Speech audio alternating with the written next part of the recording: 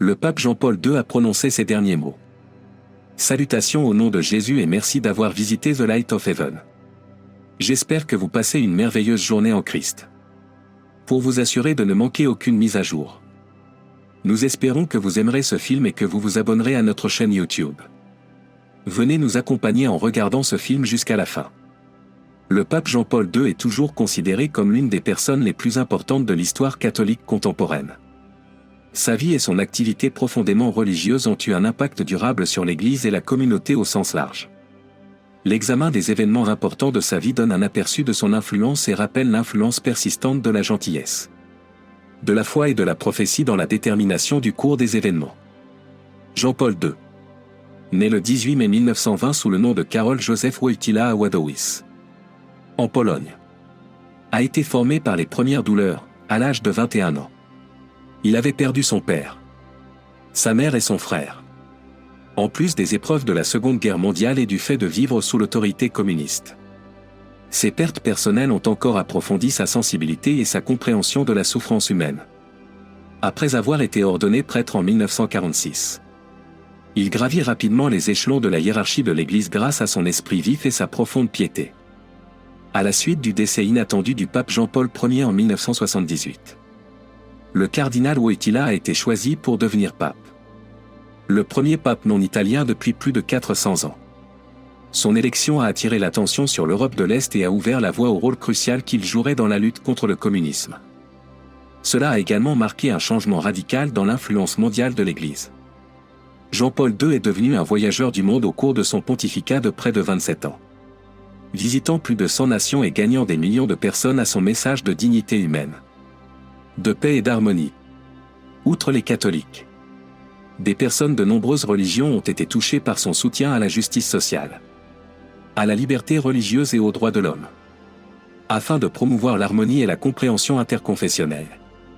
Il a activement recherché l'interaction avec les adeptes de nombreuses religions, telles que l'islam et le judaïsme.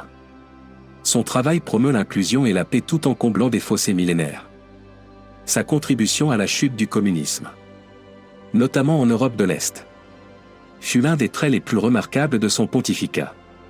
Son leadership moral et son soutien sans faille au mouvement Solidarité en Pologne ont donné une lueur d'espoir à ceux qui vivaient sous l'oppression communiste. Ses voyages en Pologne dans les années 1980 ont suscité des dissensions contre le gouvernement et ont finalement contribué à la chute du rideau de fer et à la fin du régime soviétique dans le pays. La fusillade et les blessures graves de Jean-Paul II sur la place Saint-Pierre le 13 mai 1981, par le tireur turc Mehmet Ali Aka, ont marqué un tournant dans la vie du pape. Le monde a été indigné par l'attaque. Mais ce qui a véritablement démontré la foi profonde de Jean-Paul II, c'est sa réponse. Le pape a offert son pardon à son assassin potentiel lorsqu'il lui a rendu visite en prison après sa guérison. Ce genre de gentillesse a fait des vagues à travers le monde et a démontré son dévouement à imiter les enseignements de pardon et de compassion du Christ. La santé de Jean-Paul II s'est détériorée avec l'âge, surtout après qu'il ait été diagnostiqué comme atteint de la maladie de Parkinson au début des années 1990. Malgré ses difficultés physiques, il n'a jamais faibli dans son engagement envers son objectif et a continué à voyager et à défendre des causes mondiales. Les dévots semblaient le trouver plus attachant malgré son infirmité dans ces dernières années parce qu'ils reconnaissaient en lui une représentation de la condition humaine. Des luttes mêlent une foi inébranlable. Les dernières semaines de la vie de Jean-Paul II ont vu sa santé se détériorer fortement. Alors que la fin approchait, son état l'empêchait de parler. Il ne pouvait donc s'exprimer que par des gestes. Ses dernières paroles, interprétées comme « Laisse-moi aller à la maison du Père » et prononcées en polonais, ont été considérées comme une profonde déclaration de sa disponibilité à rencontrer Dieu. Ces déclarations reflétaient sa foi inébranlable et son acceptation de la mort comme étape nécessaire sur le chemin chrétien vers la vie éternelle. À l'âge de 84 ans, Jean-Paul II a quitté cette vie le 2 avril 2005. Avec son décès, une époque a pris fin et des millions de personnes ont ressenti la perte d'un chef spirituel qui avait conduit l'Église à travers de grandes épreuves et victoires. Des dignitaires et des fidèles du monde entier se sont rassemblés pour rendre hommage lors de l'une des plus grandes funérailles jamais organisées. En plus de son leadership, on se souvient de Jean-Paul II pour un certain nombre de prédictions et de dévotions significatives qui sont profondément significatives pour un grand nombre de catholiques modernes. Son adoration pour la divine miséricorde. Doctrine essentielle à son pontificat. Et parmi les plus remarquables. Sainte Faustine Kowalska. Religieuse polonaise du début du XXe siècle. A eu des visions de Jésus-Christ qui mettaient en évidence la valeur de la bonté de Dieu. Jean-Paul II lui-même a pleinement adopté ces idées. Qui offrait de l'espoir à un monde souvent terni par le péché et la souffrance. Et parlait de l'amour et de la miséricorde sans limite de Dieu. En 2000. Jean-Paul II a institué le dimanche de la divine miséricorde et canonisé Sainte Faustine. Réaffirmant ainsi sa conviction que la repentance et la foi en la miséricorde de Dieu sont essentielles. Des avertissements concernant des difficultés imminentes figuraient également dans les visions de Sainte Faustine, c'était un thème commun dans les écrits d'autres saints et mystiques à travers l'histoire. Ces prophéties font fréquemment référence à des temps de tribulation et de purification, où les gens seront tenus responsables de leurs transgressions et persuadés de se repentir devant Dieu. Parmi ces prophéties, l'idée des 3 jours d'obscurité a suscité l'intérêt de nombreux croyants. La prophétie connue sous le nom des 3 jours de ténèbres prédit une période de grande douleur et de jugement céleste. On pense que pendant cette période, le monde deviendra complètement sombre et que les seules choses qui assureront la sécurité des justes seront la lumière des bougies bénies et leur foi. Les fidèles sont invités à la préparation et au repentir lors de cet événement perçu comme une sorte de purification. De nombreux catholiques voient cette prophétie comme un appel à la vigilance spirituelle. Même si l'Église n'est pas d'accord sur tous ces aspects.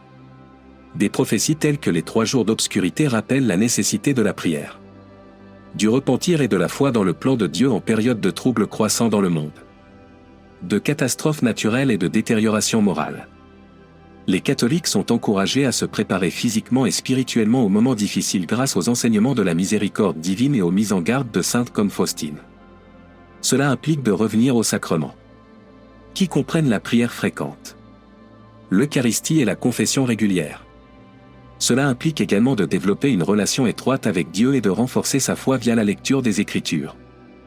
De nombreuses personnes pieuses sont physiquement incitées à prendre des mesures proactives pour se préparer à d'éventuelles difficultés.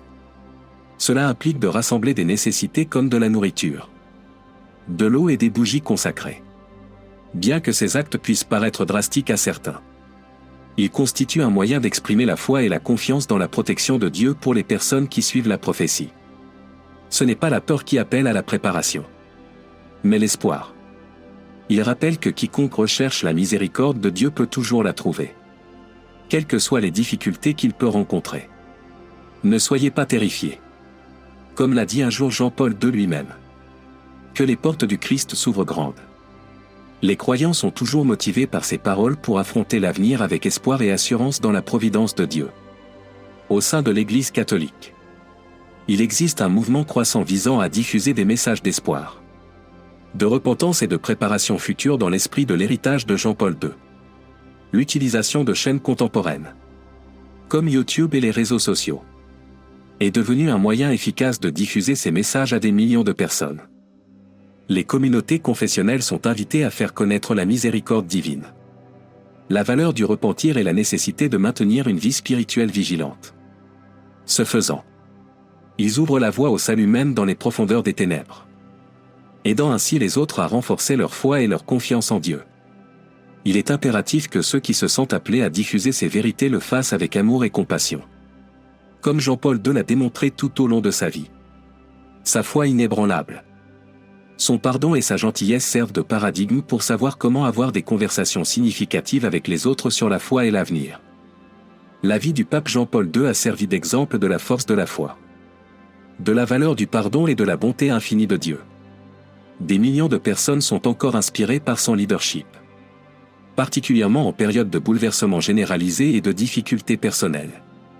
Son dévouement inébranlable à la divine miséricorde et son acceptation des avertissements prophétiques rappellent aux fidèles l'importance de se tourner vers Dieu dans la repentance et la foi. Le message d'espoir, de miséricorde et de préparation spirituelle du pape Jean-Paul II est plus que jamais d'actualité alors que le monde continue de faire face à des incertitudes.